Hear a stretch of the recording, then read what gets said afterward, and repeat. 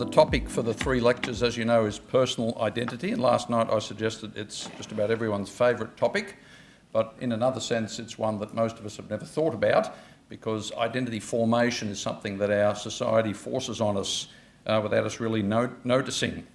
And my task in the 3 lectures is to compare and contrast the way we do identity formation in our day, with the way in which personal identity is presented and commended in the Bible. Last night I suggested that the postmodern do-it-yourself, you-do-you way of doing identity was failing to produce a stable and satisfying sense of self. And I argued that the self it produced lacked the resources to deal with questions of existence, ego, ethics, and enemies. I pointed to 4 cultural trends that others have noticed: the rise of the so-called utopia complex, where people expect only positive things from life and just have their aspirations come to fruition; outrage culture, the rise of narcissism, and the self-centred, not in my backyard thinking. And I do think that there are good reasons to think that the self-made self can easily end up crushed and deflated.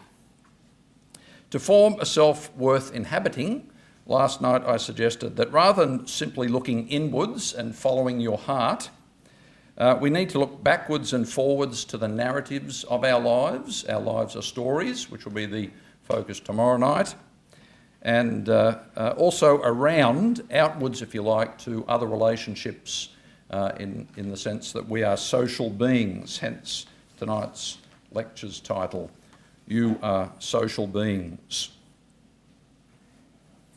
The other thing I suggested is that we need to look upwards and ask, what does the Bible teach about the human disposition to look to God in some sense for our identity? And that's really what we're pursuing in tonight and tomorrow night. So tonight, in our endeavour to consider the Bible's answers to the questions of personal identity, we're asking, what does the Bible do with the fact that we are social beings? Sometimes an example with a volume turned up can be instructive. Consider the case of someone who shunned social contact for a very long time. His name was Christopher Knight. Back in 1990, parked his car near a wilderness in the state of Maine in the USA. He walked away with only the most basic supplies. He had no plan. His chief motivation was to avoid contact with people, which he succeeded in doing for some 27 years. Then he was arrested for stealing from cabins in the wilderness. As far as the rest of the world was concerned, Christopher Knight formed a tribe of one and ceased to exist. But what I want to point out to you is that, perhaps surprisingly, according to his own words, he himself ceased to exist. In an interview about his decades-long solitary existence, he responded, "It's complicated. Solitude bestows an increase in something valuable. I can't dismiss the idea. Solitude increased my perception. But here's the tricky thing. When I applied my increased perception to myself, I lost my identity. There was no audience, no one to perform to. There was no need to define myself. I became irrelevant." The other thing to note is how remarkably articulate the man was after 27 years of talking to no one. So what's the relationship between our social connections and our identities? To recall the concept of the looking glass self, which I mentioned last night, if there's no one to reflect back to you who you are, does a personal identity become superfluous? Is being known by others essential for knowing yourself, or even for having the need for a self? Sociologist Michael Allen Fox seems to think so. He says that the self is a network of relationships forged by significant experiences, actions, and connections with people, places, things, and events. The self, therefore, becomes a bundle of relationships. So your identity is constituted in relation to other things, especially other people, and in being known by them. Social researcher Hugh Mackay wrote a book some years back called What Makes Us Tick. It looks at the 10 desires that he thinks drive human beings. They include the desire to connect, to be useful, to belong, for love, and so on. The chapters are deliberately not numbered so as to not give the impression that there's some priority in these particular desires. But according to Mackay, the most important desire is the desire to be taken seriously, which he expands to mean the desire to be noticed, to matter, to be appreciated, to be valued, to be remembered, to be known. We all say, to quote Mackay, "Please recognise me and acknowledge me." In Mackay's view, however it's expressed, the desire to be known by others contributes to our lives and drives us to the very end of our lives, all the way through. He cites a moving example.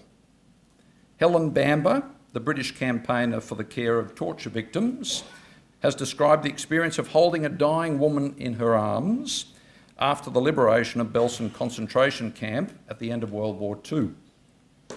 As the woman rasped out the horrific account of her experiences in the camp, Bamber said to her, "I'm going to tell your story."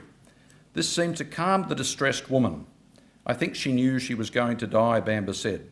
"She didn't want to die and her story not be told, that nobody would know. This was a woman anxious, even at her death, not to be ignored or forgotten.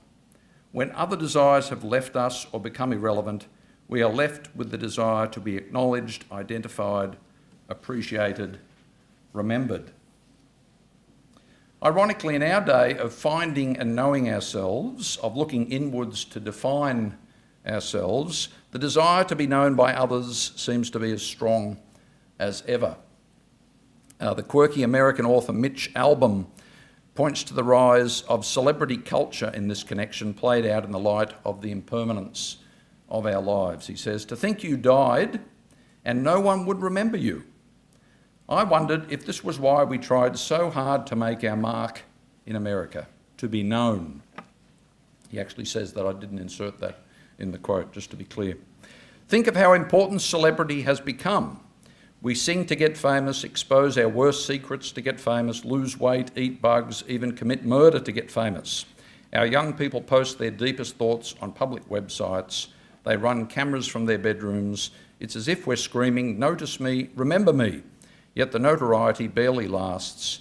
Names quickly blur and in time are forgotten." Again, it's a bit depressing at this stage of the lecture, but hopefully I'll cheer you up soon enough. Mackay's insights and Albom's musings, I think, raise some key questions for the topic of personal identity. How does being known affect identity formation? What does it take to satisfy our longing to be known? How does one make one's mark? Does death erase our identities? Turning now to the contribution of the Christian faith to personal identity, the Bible affirms the critical role of being known both by other human beings and by God for personal identity. And for a study of personal identity in the Bible, it's significant that the opening chapters of Genesis have a play on words between the first man's name, Adam, and the whole of humanity that underscores our profound interrelatedness. So the word for Adam in Hebrew, Adam, which might surprise you, oddly enough can also mean human or mankind. And Genesis exploits this ambiguity. God gives Adam his name and addresses him using it.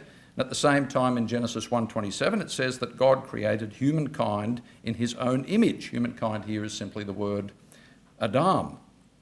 The fact that according to the Bible, our first parent's name, Adam, is a play on words for humankind, I think does underscore our interconnectedness. A second thing we learn from the opening chapters of the first book in the Bible is that human beings are made to be intimately and personally known by God. In Genesis chapter 2, verse 7, it reads, "The Lord formed a man, Adam, from the dust of the ground and breathed into his nostrils the breath of life, and the man became a living being," literally a soul, nephesh in Hebrew, psyche, or from which we get psychology. and psyche in Greek. From this we learn that we are living beings, or souls, given the kiss of life by God himself. Even though, like other creatures, we are made from the dust, according to Genesis, we have a special place in God's creation. It's only with Adam and Eve that God talks and walks in the garden, and only human beings are said to be made in God's image and likeness. According to Genesis 1 and 2, human beings were created for relationship with each other, to know God and to be known by him. And I think the same two things emerge from the way the Bible describes human beings, the so-called anthropological terms, where many of you will be familiar with them: body, flesh, spirit, and the like. But I think rather than naming different parts of us, these terms describe a human being's total identity from different perspectives or angles. It's not that we have souls, spirits, bodies, and so on. Instead, we are souls, spirits, and are embodied. Like the opening chapters of Genesis, these terms teach us that human beings are relational beings, social beings. We are embodied, and as such, social by nature, defined by our interdependence and responsibility to and for each other. The terms, the anthropological terms, also underscore our capacity to relate personally to God. As souls and spirits, we are alive and able to connect with our Creator. We're also flesh, which is frail and mortal, in constant need of God to sustain us and enable us to reach our potential. Now, in the storyline of the Bible, as you'll know, this capacity for harmonious relationships, both with other human beings and with God, was disrupted by human disobedience, and theologians refer to this as the fall, a subject I'll return to tomorrow. Suffice to say for now, the notion of being known intimately and personally by God is a neglected but critical dimension of the Bible's doctrine of salvation. So salvation puts right what was lost by Adam and Eve in the garden, a very familiar thought in Christian theology. And being known by God in this way is one of the highest blessings, as we'll see, and in my view it's a key to the subject of personal identity, hence the title of the book you'll be buying in about an hour's time. If Adam and Eve forfeited the blessing of being known by God intimately and personally, faith in God in both the Old and New Testaments restores this relationship and knowledge. Significantly, the main characters in the Old Testament are explicitly said to be known by God, including Abraham, Moses, David, and Jeremiah. So Abraham is told, it is said by God, I have known him. Moses is known by name. David is known by God, and Jeremiah was known even before he was formed in the womb.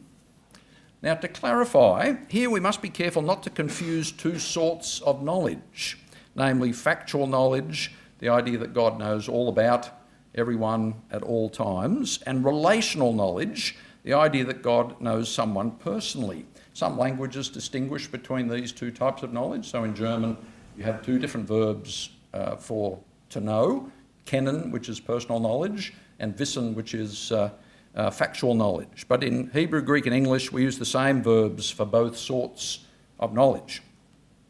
And in contrast to the modern West, relational knowledge is the main framework for knowing in the Bible. The expression to know in the biblical sense, many of you will know, is a reference to Adam knowing Eve, as the Authorised, the King James Version, translates a verse in the book of Genesis, refers to sexual relations. That itself is testimony to the fact that in the Bible, to know something can mean to experience it. So to say that God knows us doesn't simply mean that God knows about us. If to use the language of 2 Corinthians 5, God's omniscience means that what we are is known to God. God's relational knowledge means that who we are is known to God. And if God's omniscience is an attribute that speaks of his transcendence and omnipresence, his knowing us relationally concerns his immanence and is related to his love. Note too that being known by God is directly connected to the theme of personal identity in the Bible. At one critical point in the biblical narrative, King David in 2 Samuel 7 says to God, I want to build you a house. And God, being very fond of a good pun, says that you're not going to build me a house, I'm going to build you a house. And the first sense of house, of course, is as a building. David was going to build God a temple. Second sense is a dynasty. David replies, "Who am I, sovereign Lord, that you have brought me this far?" In other words, he feels overwhelmed by the prospect of having a line of kings forever, as the text says. In the next verse, David answers himself. He says, "What more can David say to you? For you know your servant." So if David wonders who he is, his personal identity, the answer is he is known by God. And in both the Old and New Testaments, this is true of all believers.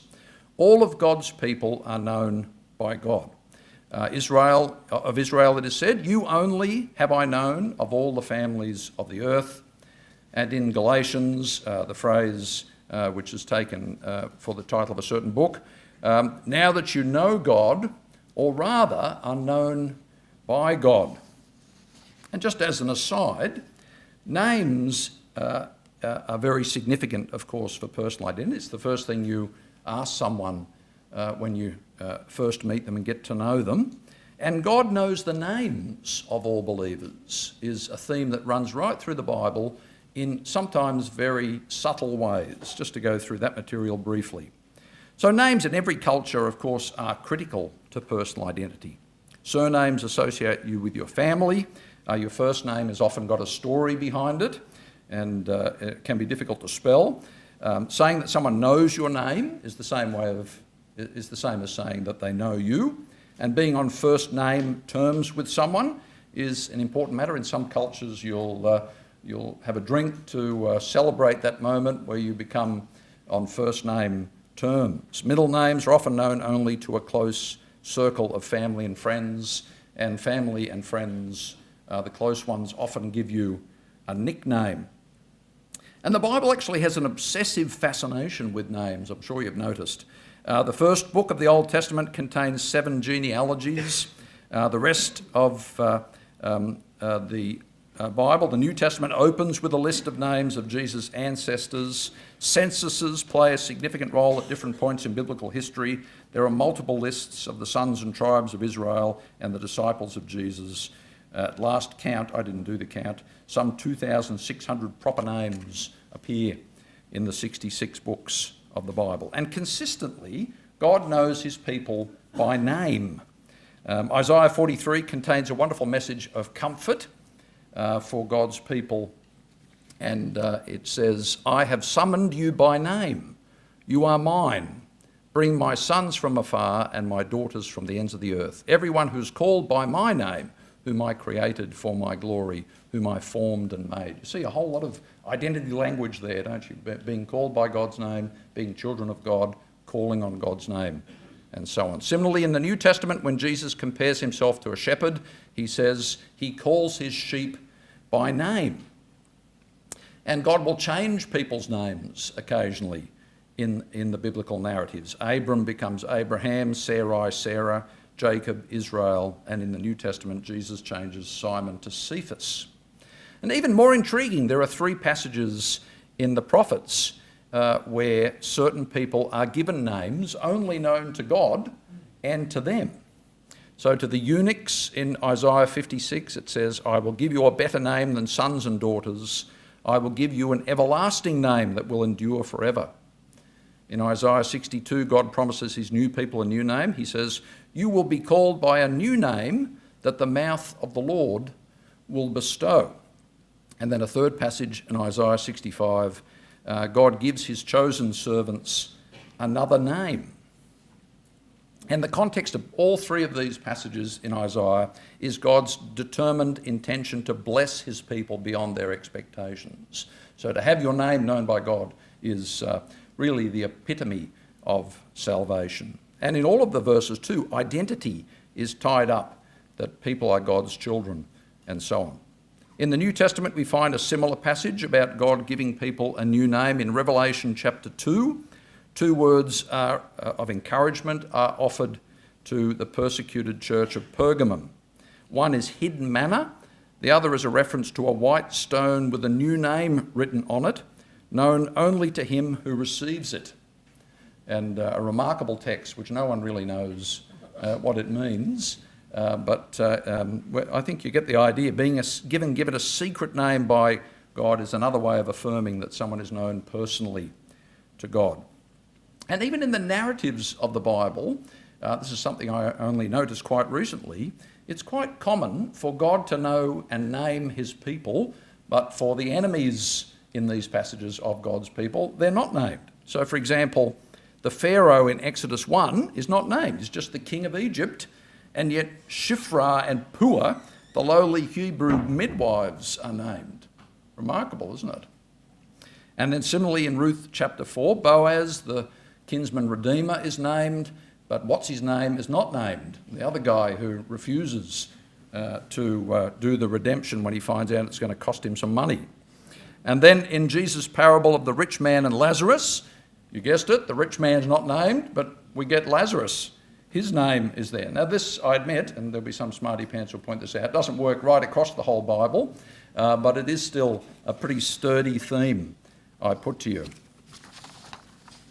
Moving to another test case, consider the identity of Jesus Christ. In all of history, no person's identity has been more disputed than that of Jesus Christ, even in his own lifetime, of course. At a critical turning point in the narrative of the Synoptic Gospels at Caesarea Philippi, at the central point of Matthew, Mark and Luke, Jesus asks his disciple, who do people say that I am? Who do you say that I am? And several options are mentioned. Is he John the Baptist, come back? Is he Elijah, Jeremiah, one of the prophets? And we could add from other parts of the Gospels, a magician, a demon-possessed man, an insurrectionist, and in our day, the list goes on, an itinerant cynic philosopher, a prophet of the end times, an agitator for social change, a clever sage or marginal Jew. So there are many options for the identity of Jesus, right from the first century through to ours. In the Caesarea Philippi incident, Peter answers the question on behalf of the disciples. He says, you are the Son of the living God. And really at the core of Jesus' identity is this notion of being God's unique Son. And it's not only Peter, of course, who identifies Jesus as the Son of God in the Gospels. You've got the angel to Mary, Nathaniel, Martha, the unclean spirits, the demons, and my favourite, the centurion at Jesus' crucifixion, John Wayne, if you've ever seen the greatest story ever told. But most significantly for our theme, this notion of being known and how that relates to identity, at 3 points in Jesus' life, significant, probably the most significant points, apart from his death, his baptism, his transfiguration, and his resurrection, he's told his identity by God. He's known by God, if you like. So in Mark chapter 1, at that time Jesus came from Nazareth in Galilee and was baptized by John in the Jordan. Just as Jesus was coming up out of the water, he saw heaven open, being torn open, and the Spirit descending on him like a dove, and a voice came from heaven, "You are my Son, whom I love. With you I am well pleased." Now note too the nexus there between being known and being loved, which we'll come back to. At the transfiguration of Jesus, the same thing happens. After 6 days, Jesus took with him Peter, James and John, the brother of James, and led them to a high mountain by themselves. There he was transfigured before them. His face shone like the sun, and his clothes became as white as light. While Peter was speaking, a bright cloud covered them, and a voice from the cloud said, "This is my Son, whom I love. With him I am well pleased." And finally, at the resurrection of Jesus, according to Paul's speech in Pisidian Antioch in Acts chapter 13, God says to Jesus, quoting Psalm 2, "You are my Son." So at the 3 most critical junctures in Jesus' adult life, baptism, transfiguration, resurrection, his identity is confirmed. He's known by God as God's Son. Now, if human beings are social creatures and know themselves by being known by persons other than themselves, which we argued last night briefly, it's surely significant, isn't it, that the key characters in the Bible, including Jesus Christ, are all said to be known intimately and personally by God by name. Now, in Lecture 1, I subjected the self-made self to appraisal consisting of 4 tests. How well does you doing you, by looking simply within yourself and following your heart, how well does it deal with suffering and disappointments, pride and envy, the weak and the lowly, enemies and injustice? And according to my marking, and you can dispute it of course, but I drew witnesses from the utopia complex, outrage culture, the rise of narcissism, and the NIMBY thinking in our day. I don't think the self-made self did very well. And in the rest of this lecture, I'd like to do the same thing for the self we're talking about here. And someone might be able to help me with this. The best I could come up with is to call what I'm talking about the known by God self. And I think it's quite clumsy, although initially I had the known by God relational self, and I thought that was even worse. So maybe you could help me in the question time.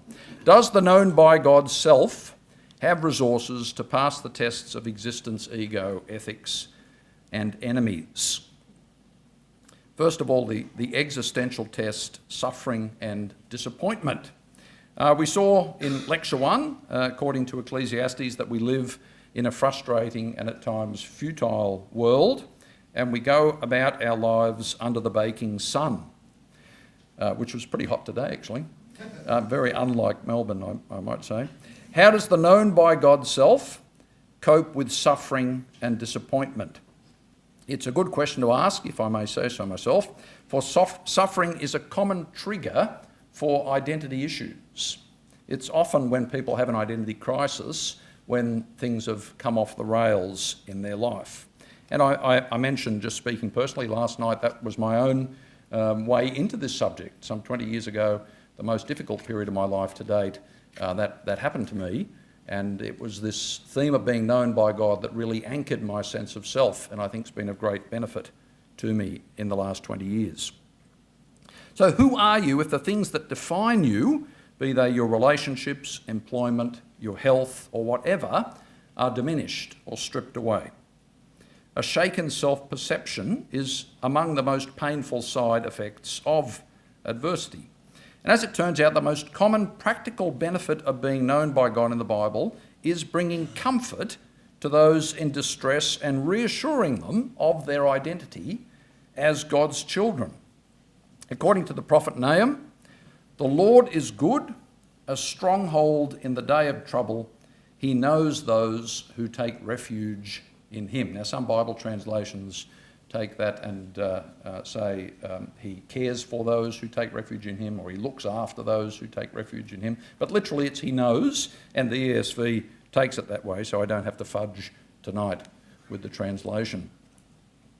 J.I. Packer, the author of the best-selling book Knowing God, claims there is unspeakable comfort in being known by God.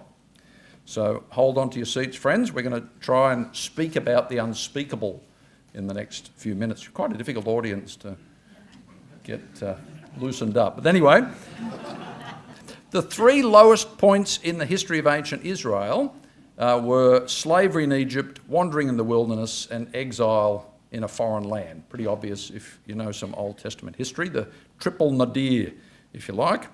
All 3 shape the historical consciousness of Jews to this day, and even though, thankfully, the majority of us will never experience being enslaved, lost in a desert, or sent into exile, they're still very suggestive, I think, of a range of distressing experiences that are still common in our day, even in a more figurative sense.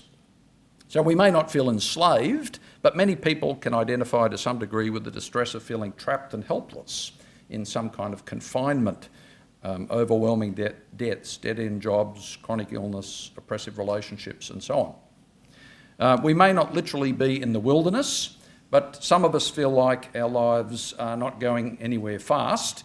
We're in a kind of interminable holding pattern and never going to arrive at our desired destination, which sometimes happens if you're heading to Hobart. And I've had friends who've just gone round and then come back to Melbourne. We may not be in exile, but for a variety of reasons, some of us have a gnawing sense of feeling out of place, missing the warmth, nurture, love that we associate with, at least with the concept of home, and I hope for many of us at one point in our lives at least, with our home. Significantly, in each of these adverse circumstances in the Old Testament, God comforted the Israelites by reassuring them that he knew them in their distress. When sentenced to hard labour as slaves in Egypt, under a maniacal taskmaster, who isn't named, in the person of Pharaoh, the Israelites groaned in their slavery and cried out to God for help. What did God do in response? Exodus 2:24 confirms that they were not left forgotten and unnoticed. It says, God looked on the Israelites and knew them. God had not turned away. He was not unaware. Now, even if the alleviation of their suffering was some way off, which it was, knowing that God had taken notice of their anguish was at least the first step in its alleviation. It affirmed their identity as those who belonged to him. They were known by God. Their plight had not escaped his notice. Following their rescue from Egypt, the Israelites sojourned in difficult conditions in the wilderness for some 40 years. It was like living in the waiting room at the doctor's office. They knew of the promised land, looked forward to taking possession of it, but year after year they languished. Where was the promise of blessing for the nation?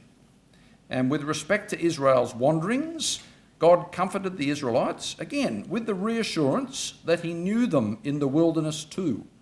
I knew you in the desert, in the land of burning heat. Now again, a lot of translations balk at translating literally as I knew, thinking that you won't understand what it's saying. But I think the English word to know has sufficient scope to cope, if you like, with that. So if you look up your Bibles at another point, it'll say something like, I cared for you, I looked after you.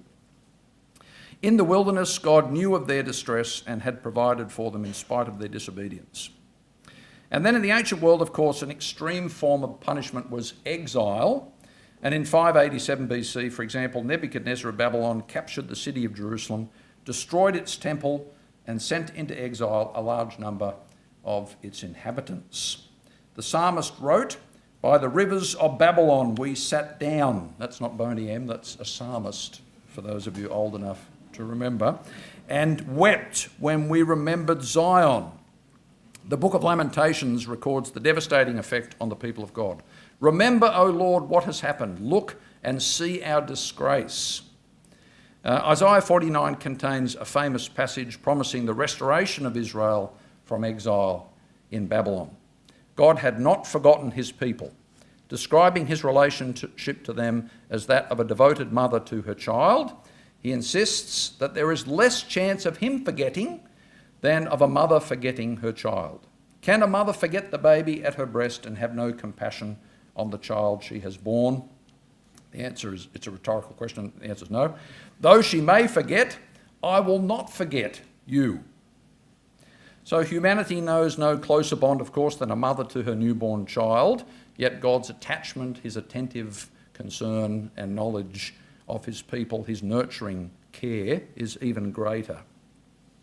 How does it work then? What difference does being known by God make when you're in trouble? How does it settle those whose identity has been shaken by adversity? Now, one of the things that people need when facing serious hardship is the encouragement that others know what they're going through. To come back to Hugh Mackay, he says, we place a high value on the people who are prepared to listen attentively and sympathetically to us. Being truly and seriously listened to feels like a welcome and precious gift. I mean, modern psychology takes this for granted. Most therapies build on that. And then the comfort of being known when in distress in any circumstance will range from God's specific and active care in which he meets the need in question, he answers the prayer in a concrete way, to this more general notion of consolation, of simply being known as a parent knows their child. So if my 11-year-old stubs his toe, he might want to, well, actually as 11 he probably doesn't, but if he were 5, he'd want to cuddle, he'd want a reassurance that he's known by his parent. And then obviously the wound would need to be dressed as well.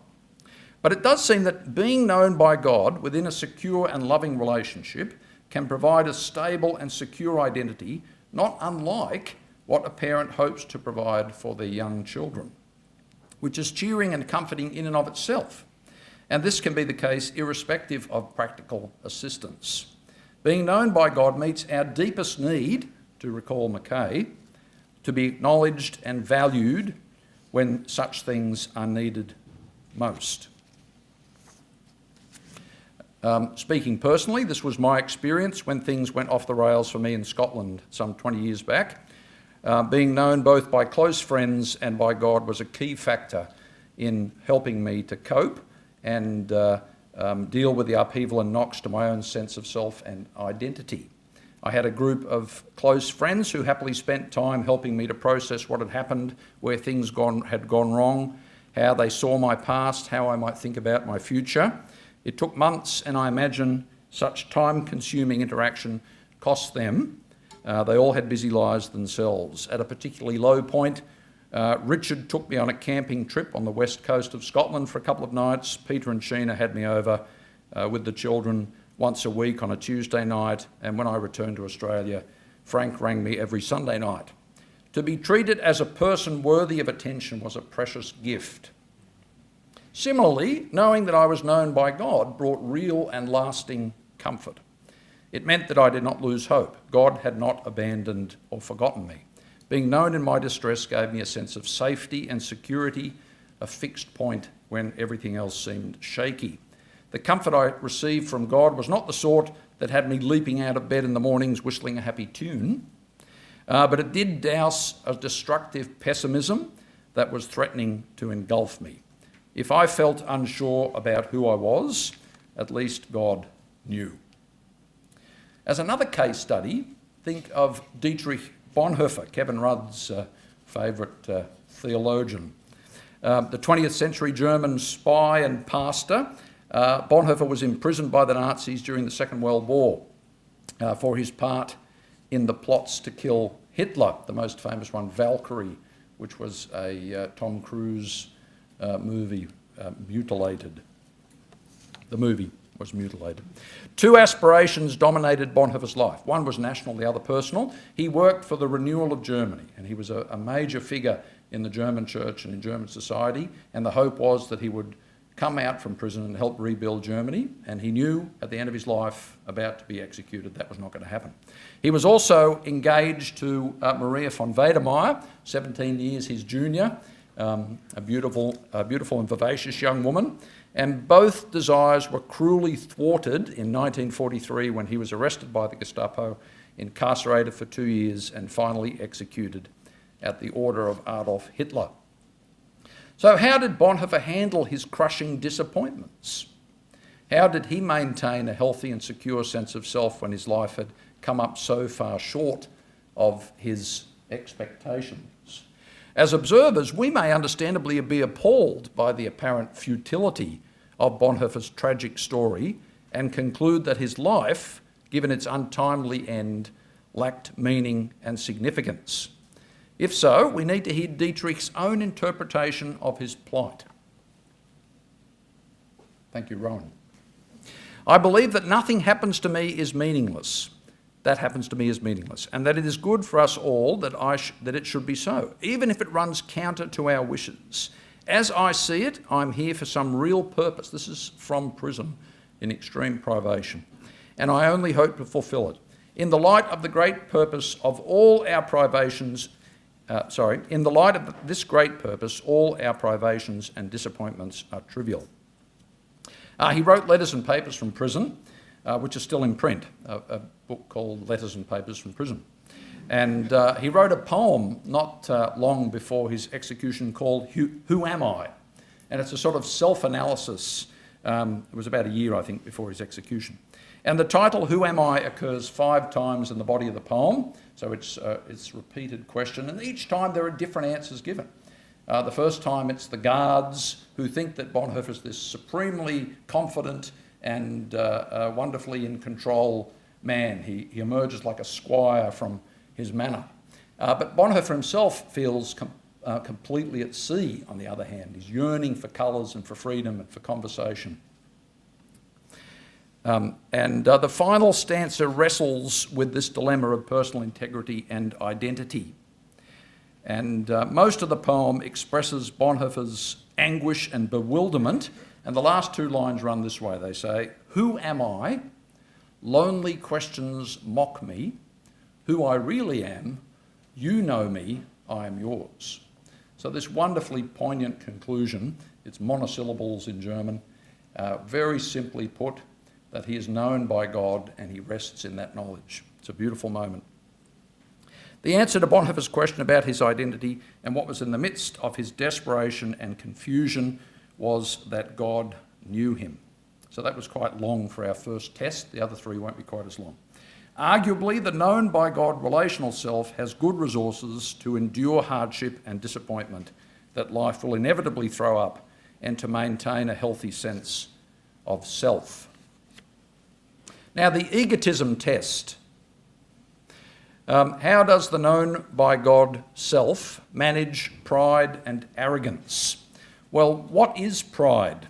The story of the Tower of Babel in Genesis 11, I think, is a lovely cameo appearance. It's kind of this archetypal narrative where we get a definition of pride. In verse 4, the builders say, "Come, let us build ourselves a city with a tower that reaches to the heavens, that we may make a name for ourselves." So pride here is described as making a name for yourself and reaching to the heavens. Intriguingly, making a name for yourself, of course, is uncannily current, with everyone in our day looking to have their Andy Warhol 15 minutes of fame. And the builders of the city and the tower were hoping to become famous for their achievement. Ironically, they did make a name for themselves, but it was one of which they would not have been proud. Instead of gaining notoriety, a more literal translation of the Hebrew of verse 9 in chapter 11 says that God gave the tower the name Babel, which might even be translated the Tower of Babel.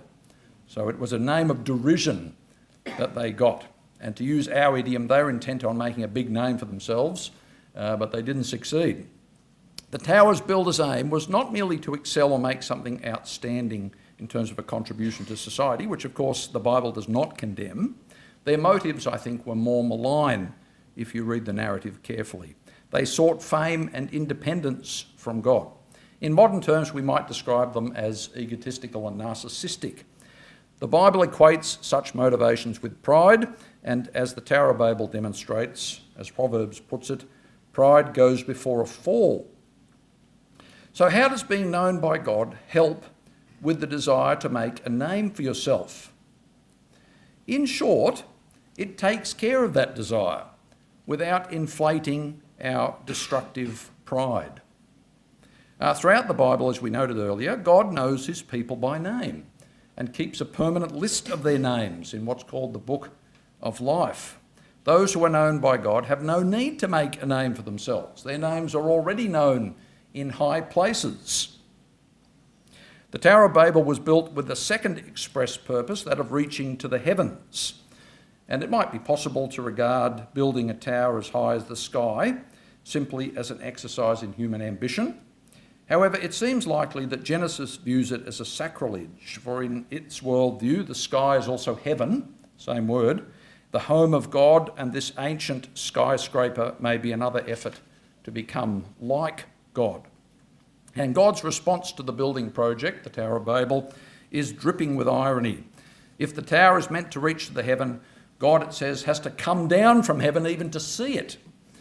And as Isaiah 40 verse 22 puts it, the Lord sits enthroned above the circle of the earth, and the people are like grasshoppers. God regards even our most outrageous ambitions as puny.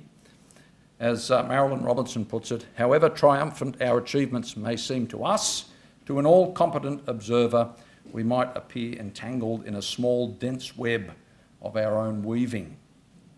As it turns out, the Hebrew root of the word for pride means lofty or high, and in the Old Testament it's often associated with words carrying this sense of vaunting oneself above other people in particular. That's the destructive side of pride, of course, and loftiness, height, majesty, exaltation are related words. English has the same understanding of pride reflected in idioms like looking down your nose at someone, even haughtiness, big-noting yourself. Pride is thus a sin of comparison, where a person sees themselves as superior to others.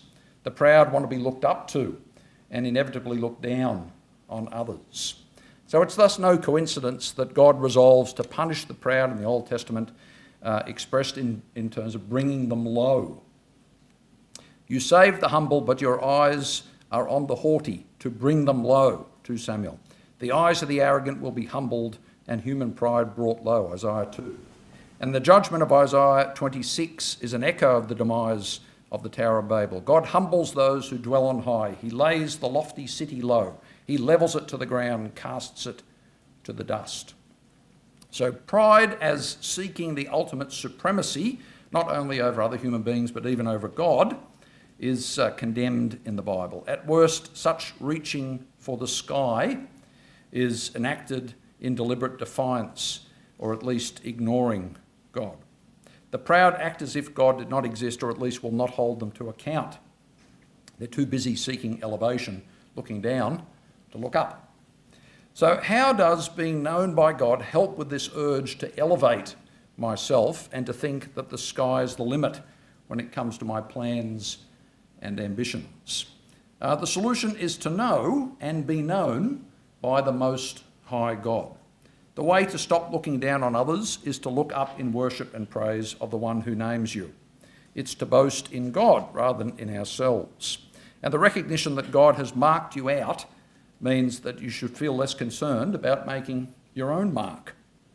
In Luke 10, there's a very interesting passage to compare with Genesis 11. And just briefly, in Luke 10, Jesus sends out 72 disciples to preach about the kingdom of God and to heal the sick. It was no easy task. They were lambs among wolves, the text says. And when they return, they're just elated and report to Jesus with joy, "Lord, even the demons submit to us in your name." And Jesus doesn't dispute their achievements. He responds, "I saw Satan fall like lightning from heaven." He judges their work to be a sky-high achievement, if you like. But when Jesus offers a gentle but firm correction. He says, "Even if your achievements reach to the heaven, rejoice instead that your names are written in heaven." Apparently, being known by God in heaven is worth more than an impressive achievement of causing Satan to fall from heaven. So I think Luke 10:20 offers quite a salutary lesson for would-be high achievers. We are worth more than our greatest accomplishments, which in the grand scheme of things are, let's face it, of very little significance. Those who look to such things to secure their identity, to boost their self-esteem, will be let down in the long run. So I put to you, friends, being known by God is an effective antidote to human pride and the resultant grotesque distortions of the self that pride brings. Now to our last two tests. There's a bit of background before we get to them. So while being known by God might conceivably bring comfort in distress and take the edge off our obsessive urge to make a mark, how might it relate to ethics and enemies? Well, I think the answer lies in recognising that the way in which God knows us is as his children, which brings with it certain behaviours, certain expectations of behaviours. God knows believers as he knows a child. And this can be seen most clearly in Galatians 4, a text I mentioned earlier with the phrase known by God.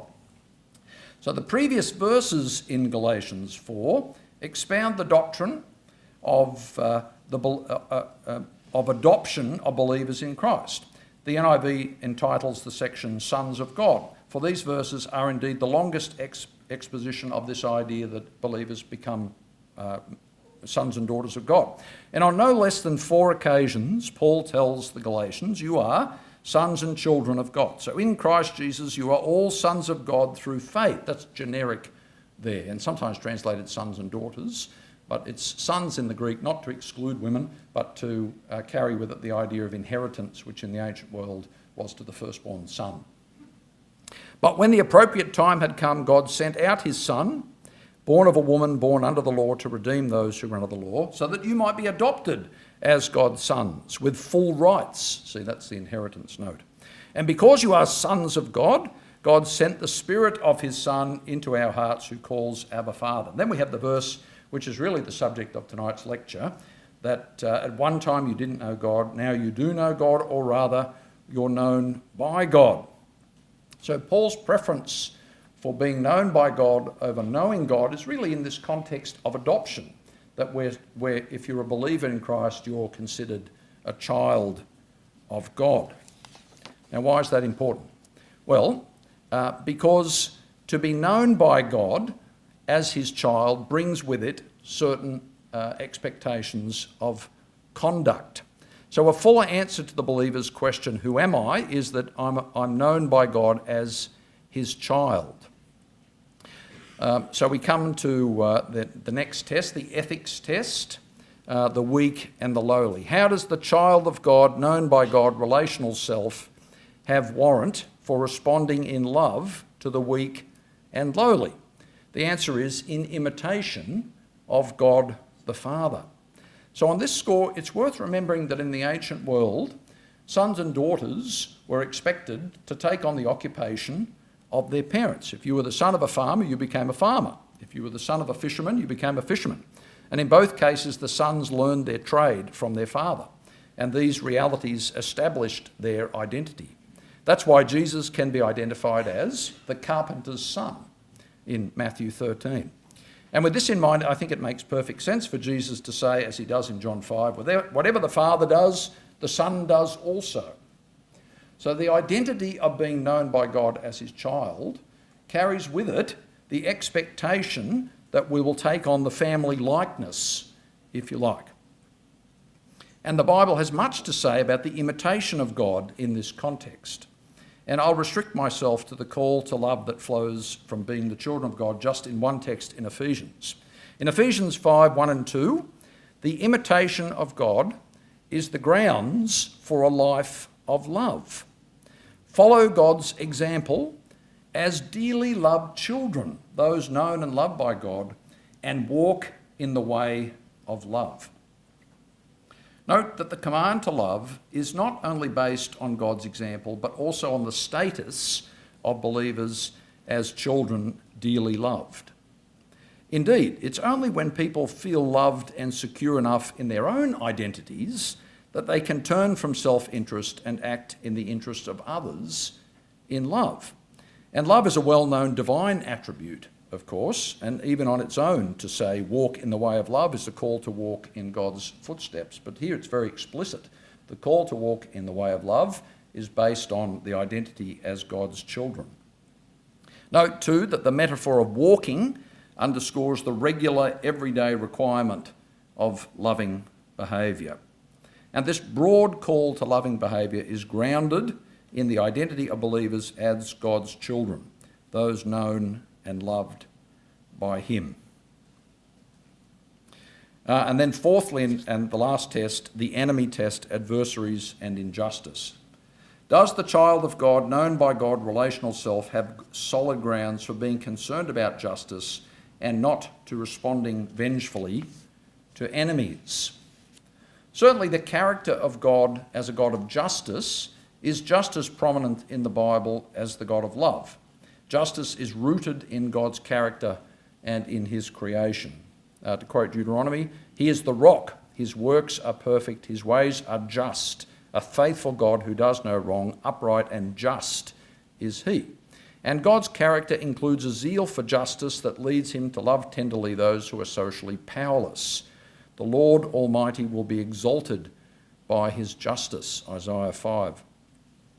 Likewise, in both testaments of the Bible, God's children are to reflect his character and to seek to live justly. Famous verse from Isaiah 6, walk humbly with your God, act justly, love mercy. And Amos, in a beautiful passage, says, let justice roll on like a river, righteousness like a never-ending stream.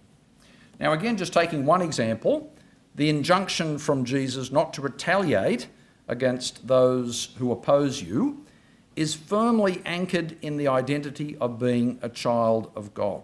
Jesus tells his disciples to love your enemies so that you may be children of your Father in heaven. Those known by God as his children are to reflect the family likeness. I'll have much more to say tomorrow night about the ethics and enemy tests with reference to the narratival self. You are your story tomorrow night. Now at this point I want to offer a caveat to avoid unnecessary offence. I'm not arguing that all believers are more resilient, humble, loving and compassionate than all non-believers, nor even that the self-made self necessarily leads to poor outcomes on the 4 tests. I'm not even sure how such measurements would be made. Someone's identity formation script is just one factor among many that will affect a person's behaviour. Instead, my point is simply this. In general terms, the known by God self, at least theoretically, is well equipped to deal with the questions of existence, ego, ethics and enemies, and has deep resources from which to draw in responding in positive ways to these challenges in life. Now, different people find Christian faith attractive for a variety of reasons, and I've had friends tell me they were moved by the offer of the forgiveness of their sins, by the hope of eternal life, by the ideals and experience of a loving Christian community, by the teaching and example of Jesus, by the notion of God saving the world through a costly sacrifice. And in every case, there's a real and felt need that faith in God meets. Why else would someone take the step of becoming a Christian? So my question to close tonight before the question time is this. Does anyone become a Christian because of the experience of being known personally and intimately by God, or am I just whistling into the wind? Perhaps not many would put it in exactly those terms, but I know of at least one that comes close. Sarah Irving Stonebreaker is a senior lecturer in modern European history at the University of Western Sydney. Recently, she wrote an article explaining how she moved from atheism to Christian faith, in which she mentions the very thing we've been talking about this evening. So I close with her words. Note the way in which Sarah's need to be known in order to ground her identity is met in being fully known and loved by God. She writes, I grew up in Australia in a loving secular home and arrived at Sydney University as a critic of religion. I didn't need faith to ground my identity or my values. I knew from the age of 8 that I wanted to study history at Cambridge and become a historian. My identity lay in academic achievement. One Sunday, shortly before my 28th birthday, I walked into a church for the first time as someone earnestly seeking God. Before long, I found myself overwhelmed. At last, I was fully known and seen, and I realised unconditionally loved.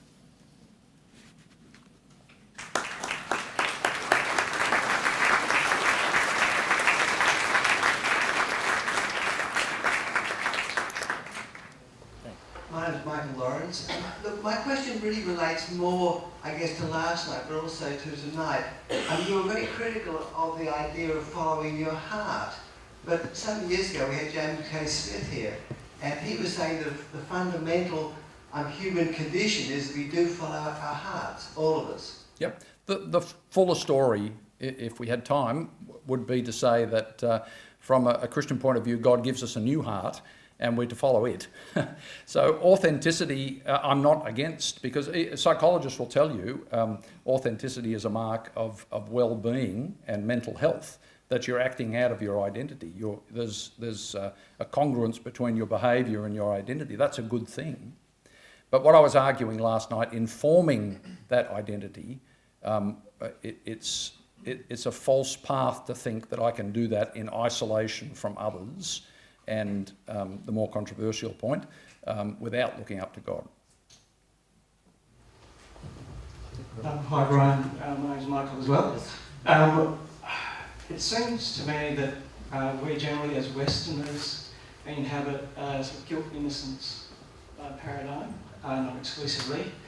And I think the sort of things you were talking about today with the name and there's the honour is attached to that. It seems to me, and not in a great way, we might be shifting towards being more honour-shame, particularly in the shame dimension of that. Yesterday you mentioned social media pylons, for example, and it seems to me that shame gets a lot of work done if you cross the line in some way. Do you have any thoughts about that? So the big question is really the cultural paradigm that we're inhabiting. And you're right, people have spoken about the West as being very much a guilt and forgiveness one, rather than Eastern cultures, which are more honour shame. I think you find both in the Bible, certainly. And we've missed a lot of the shame dimensions of the Bible's teaching. That we think of the cross, for example, as pain, but a lot of the descriptions of the cross in the New Testament are about despising the shame. Now, one of my colleagues in Melbourne, David Williams, who works at St Andrew's Hall, he believes the West has now moved to what he'd call a pain-pleasure paradigm, such that the main thing we're looking for now is the alleviation of pain at all costs. Hence, look at some of the ethical debates we're having at the moment about assisted dying and so on, and the maximising of pleasure. Now, how all that relates to identity is a bit more complicated than I'd have to think about it. But yep. Brian, Andrew Schmidt is my name. I really love the way you talk about how identity is sort of inherently social.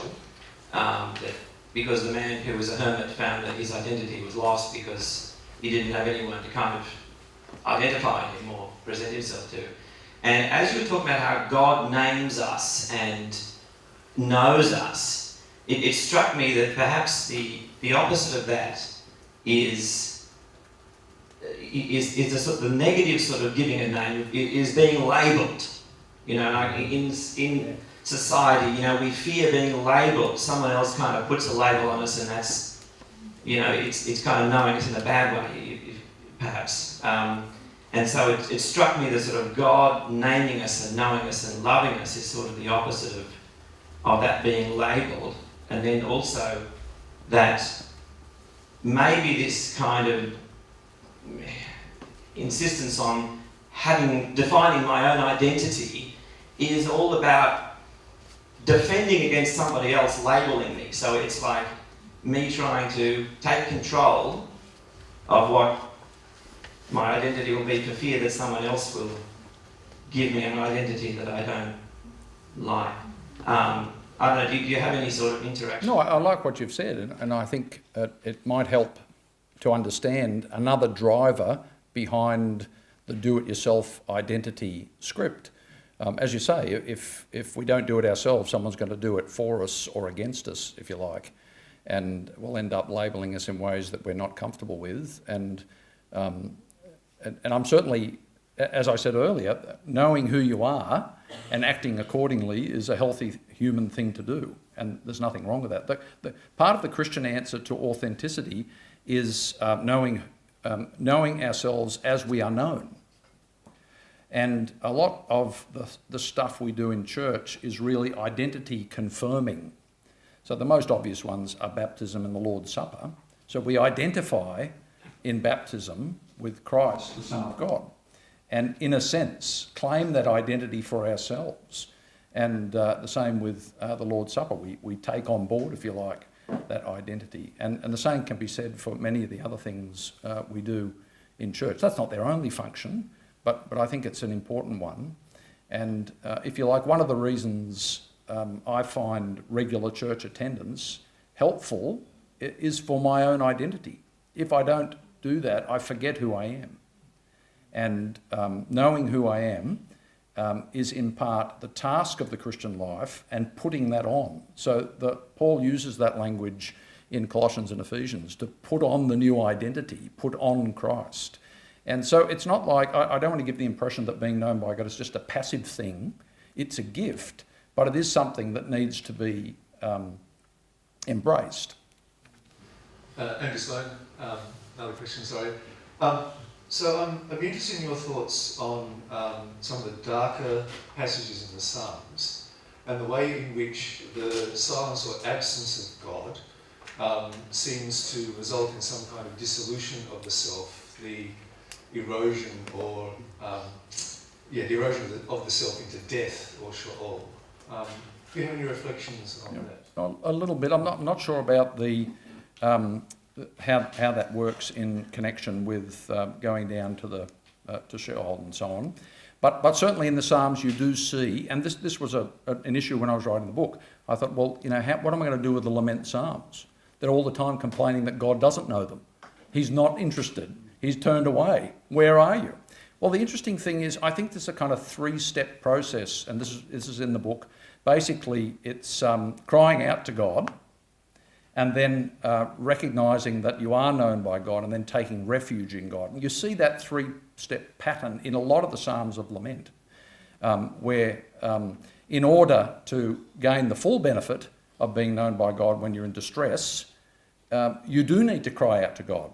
But I don't take the crying out to God as unbelief in the Psalms, of course. No, it's actually in the framework of belief. The psalmist expects more of God. That's why he cries out. And in the vast majority, I think it's all but one, depending how you number them, the Psalms of Lament all end with a vow of praise or some kind of turn. Not always ends, but there's one in there. One in there, okay. Yes, so they all have that more positive note. But I think that's a very important point, actually. In the experience of difficulty and hardship, it's not like, oh, I'm in trouble, oh, phew, I'm known by God. There may be other steps along the way. And I think Psalm 30 says, God knows the troubles of our lives. That's the kind of key verse there for me. That it's said in different ways, but that verse in particular says it so well.